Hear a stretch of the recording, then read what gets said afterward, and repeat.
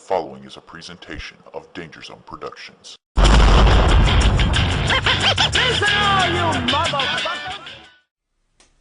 Let's talk space RPGs. Throughout the years, there have been all kinds of attempts at RPGs that are based in space. What with Knights of the Old Republic and, God help you, Phantasy Star Universe.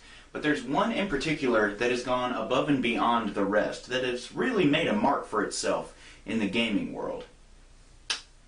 That game is Mass Effect.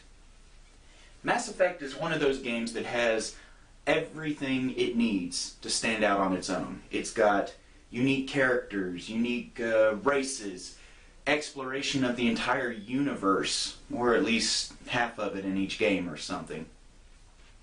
Customization, you name it. You can even choose to be a paragon of greatness, or you can choose to be a complete and utter Cram, Your Honor. What's this riot about? I was just thinking how much you remind me of Santa Claus. I can't have you on this ship if you're going to infect my crew. We're not playing tag, Joker. Saving my boots from burning lava is part of your job, Joker. We don't give medals to soldiers for doing their jobs. The bottom line is Mass Effect is a great gaming series. But it's also got some problems.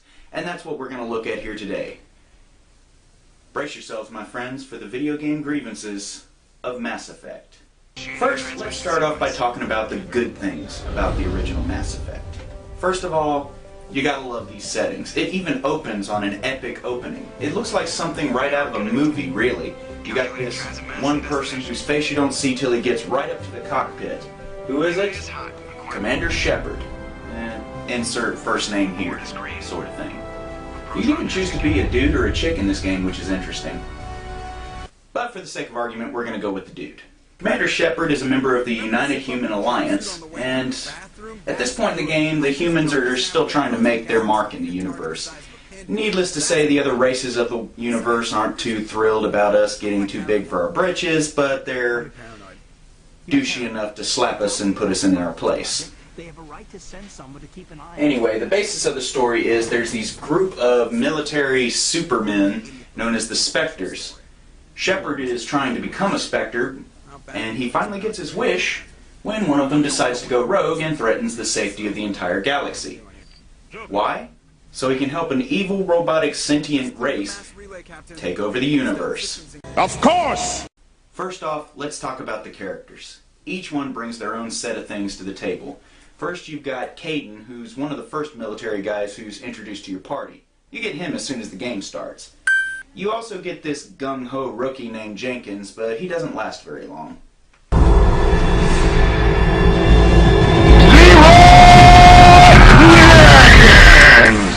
But that's okay, because he's replaced by this chick, Ashley Williams. She's your new gung-ho recruit. And I'd be lying if I didn't say she was kind of hot. I banged her. There's also a dude named Rex who is a Krogan. The Krogan are these race of aliens that are basically... The best way I can put it is in D&D terms, they'd be your barbarian class. Then there's a Quarian named Tali. She's your mechanic chick. Yeah, that's pretty much all I can say. There's also a Turian on your team named Garrus, who's kind of your, you know, eye for an eye, justice seeker kind of guy. I kind of like Garrus. It's probably why I played with him for most of the game. Like you humans say, I feel. There's also an Asari professor you get on your team named Liara. She's also, if you're playing the male character, the other chick you can get in with. But here's something really creepy. Even if you play the female character, you can still get with her, because apparently her race goes both ways. Good lord, try explaining that to your kids. The exploration of the universe is another thing I really like. You get to visit all kinds of different solar systems. Unfortunately, usually there's only one place in the entire galaxy you visit that you can actually land on, but I guess if they made too many of them, you know, you'd never get anything done, right? Why they call it space. What's that, son? Speak up. Well, I was just saying, that's why they call it space, because, well, there's a lot of it. Thank you very much. Just be quiet, please. The customization of your characters is somewhat limited, but also has its uses. Different armor and different guns you get throughout the game change the way your character looks, whether it be getting a new machine gun or getting a new piece of armor. Bottom line is, it changes the look that your character has, so you're not stuck with one look throughout the remainder of the game. If I had to nitpick, I would say that I kind of wish that the armor customization was a little different. You know, allowing you to set something that you like instead of being forced to go with something just because of, you know, that armor is better than the one your character was previously wearing. For example, I was playing the game and I got a real nice upgraded version of armor for Rex. The only problem is, well, let's just say a Krogan does not look good in white and pink. But you guys didn't want to hear me just sit around and talk about everything that's great and wonderful with this game. You want to hear me bitch about things. Okay, here I go. The first thing I've got to bitch about has got to be the Mako. The Mako is your ground assault vehicle for this game, and it is a pain in the ass to drive with. Granted, it can go just about everywhere that you would land on a map with it, but the problem is, it's harder to steer than the Warthog from Halo. And not only that, but you see this thing bumping and sloshing and jerking all around, and even tumbling off cliffs. And you can't help but wonder in the back of your mind what the people inside this thing are probably wondering with Shepard behind the wheel. Spectacular! This land holds great beauty.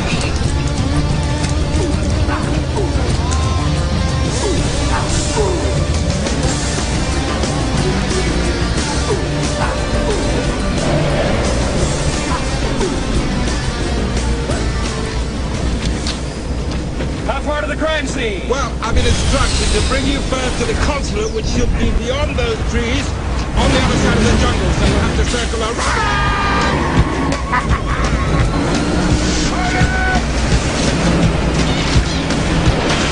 Steering's a little loose! Alignment's off, too! Mr. Ventura!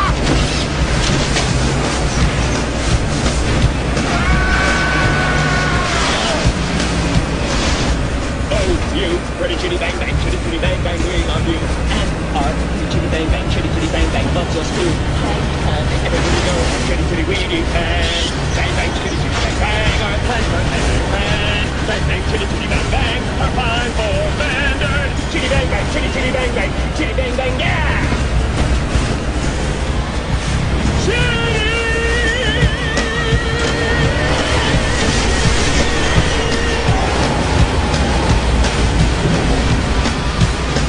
The consulate! Oh, thank God! If I could just find a parking spot! Perhaps we should slow down to the teensy weensy bit. Nonsense, poopy pants! We're going to Big Park! Really? Look out!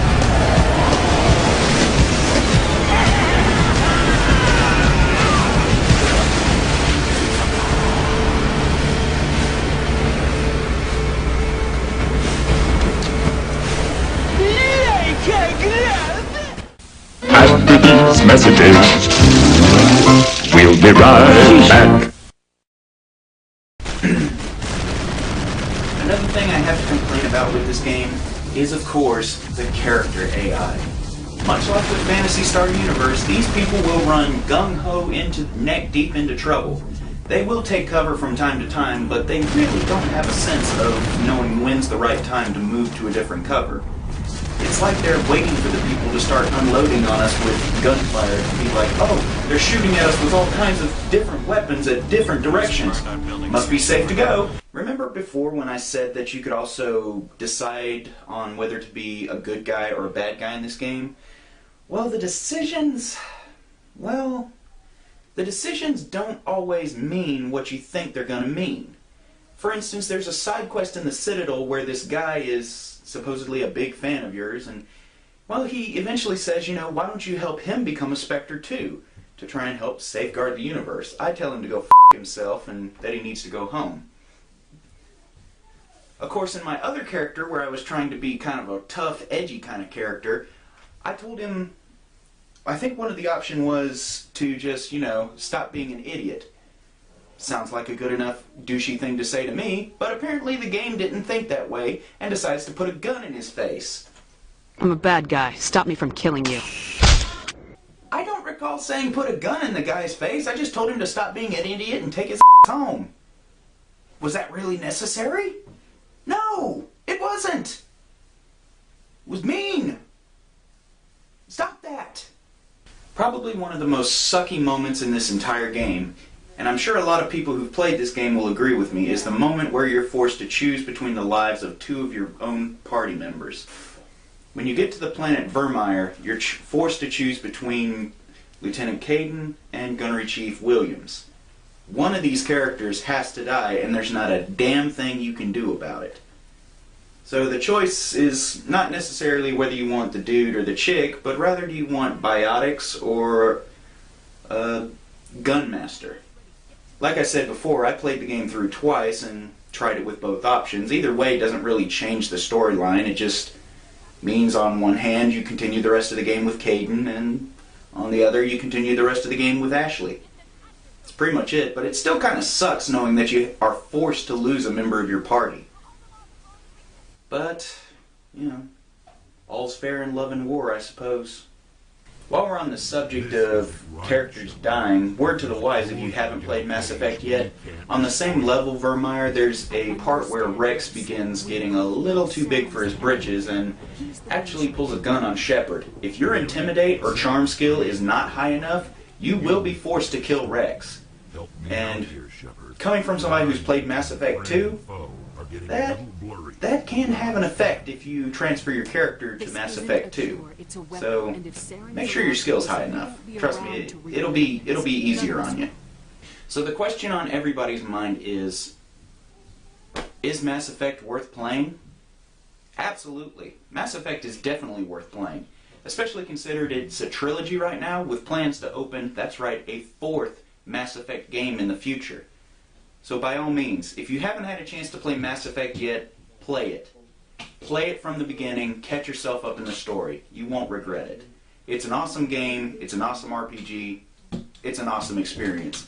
I'm Dangerous Danny South, and thanks for joining me here on Video Game Grievances.